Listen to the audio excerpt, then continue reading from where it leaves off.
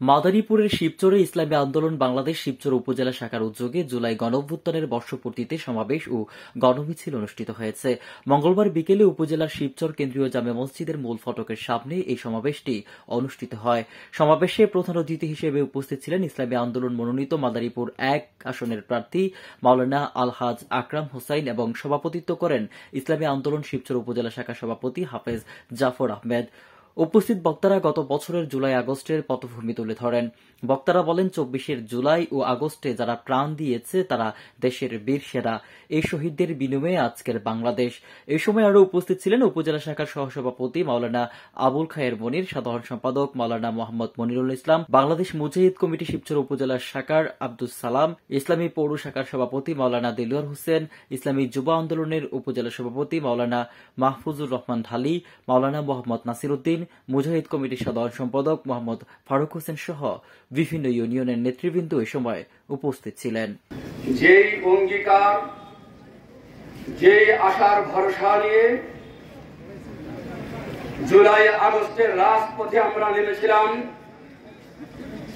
সেই অঙ্গীকার, সেই আশা এখনো আমরা ছেড়ে দেইনি। আমরা যারা জীবিত রয়েছি আমরা সেটা বাস্তবায়ন করেই ছাড়বো। দেশকে স্বাধীনের সাথে আমরাও কি সম্পর্ক রাখতাম?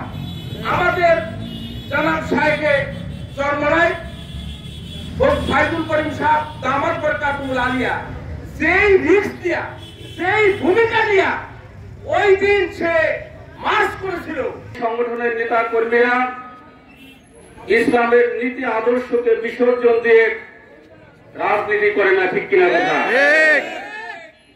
ইসলামের নীতি আদর্শকে ১০০% ধারণ করে রাজনীতির মাঠে নেমেছে, ঠিক কিনা কথা?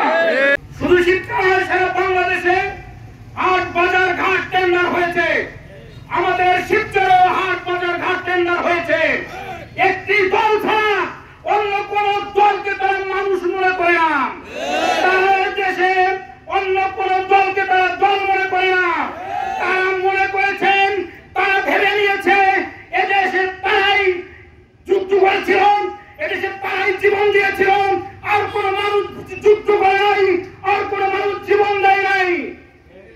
এভাবে যদি আপনারা সেই বৈষম্য এখনো কিন্তু উঠাইতে পারেন নাই, আমি সরকারের প্রশাসনকে বলব, আপনাদের মধ্যে এখন পর্যন্ত বৈষম্য রয়ে গেছে। বিভিন্ন সময় বিভিন্ন অনুদান, সাহায্য সহযোগিতা, মিটিং, পরামর্শ আপনারা আমরা দেখেছি, বিশেষ করে একটি দলের লোকদেরকে প্রাধান্য দিয়ে আপনারা এগুলো করতেছেন।